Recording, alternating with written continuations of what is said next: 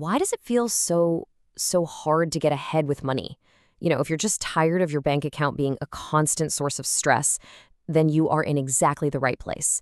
We're about to break down the real reason you might be broke, and I bet it's not what you think. So let's dive right in. Does this hit close to home?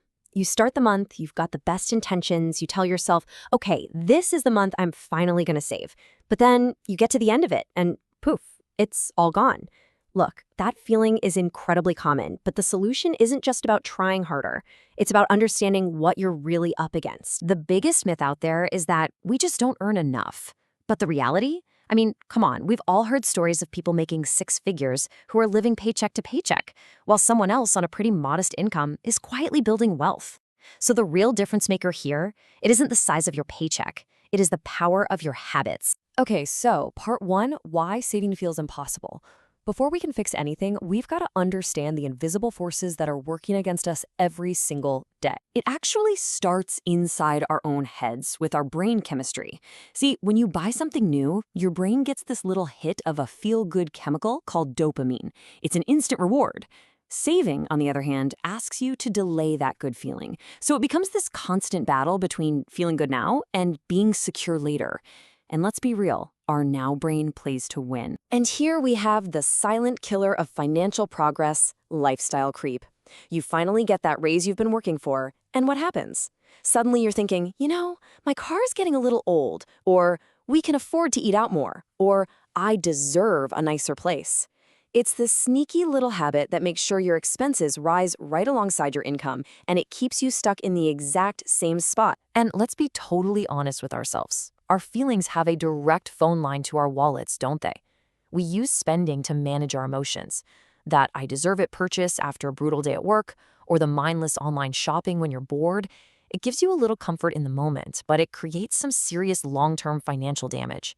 Just recognizing these triggers is the first step to taking their power away. All right, part two, the habits that keep you broke. Let's look at how all those invisible forces we just talked about show up as actual real-world habits. I want you to really think about this. When you get paid, what's the first thing you do? For most of us, saving is sort of an afterthought, right? It's what you plan to do with whatever money might be left over at the end of the month. And here's the spoiler alert. There's never anything left. This whole approach makes saving your last priority, and life just has a funny way of making sure there's always more month at the end of the money. It's a strategy that is, it's basically designed to fail from the start. So the fix is to completely flip the script. The second that paycheck hits your account, before you pay your rent, before you buy groceries, you transfer a set amount to your savings. You have to treat your savings account like it's your most important bill.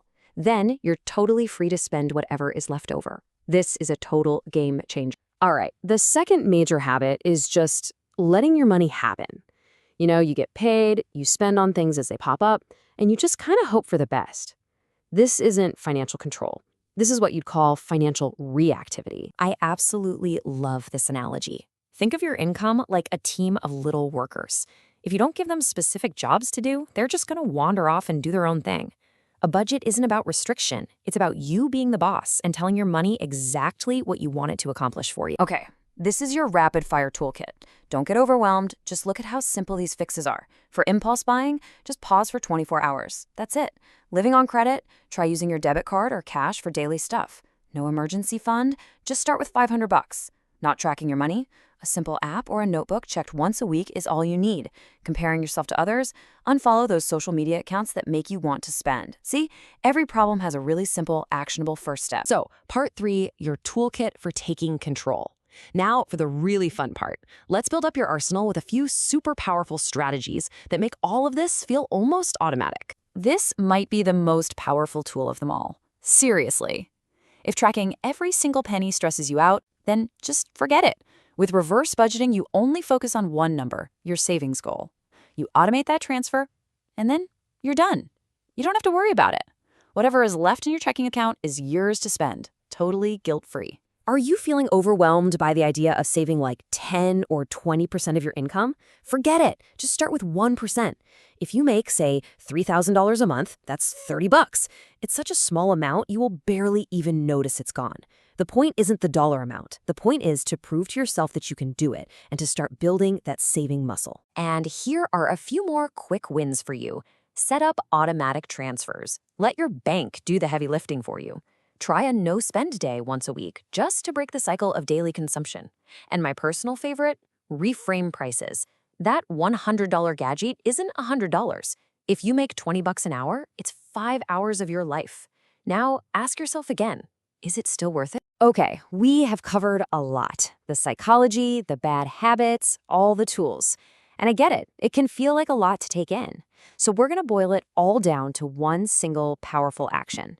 This is your first mission. Seriously, that's it. Don't you dare try to fix everything at once. You'll get overwhelmed, you'll burn out, and you'll quit.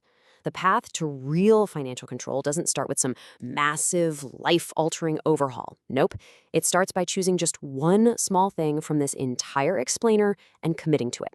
Just one. This is the one core message I really want you to walk away with. If you only manage to save $5 this week, that is a huge, massive victory. Why? Because you're not just putting $5 away, you're casting a vote for your future self. You're telling yourself, I am the kind of person who saves money. I am in control. Because this was never really about just piling up cash, was it? It's about what that cash represents. It represents the power to leave a job you hate. It's the peace of mind of knowing that a surprise car repair bill isn't going to ruin your entire month.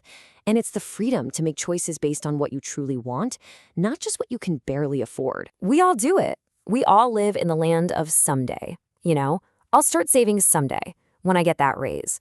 Or someday when things calm down a bit.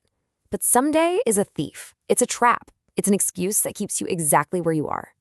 The only time you have to change your future is the one you're in right now, today. So I'll just leave you with this one question. Imagine it's 6 months from today. Who are you? Are you still the person who's stressed out, still ending the month with that bank account gasping for air? Or are you the person who started? The person who's a little more confident, a little less stressed, and a whole lot more in control? All because of one small decision you make today. The choice is yours.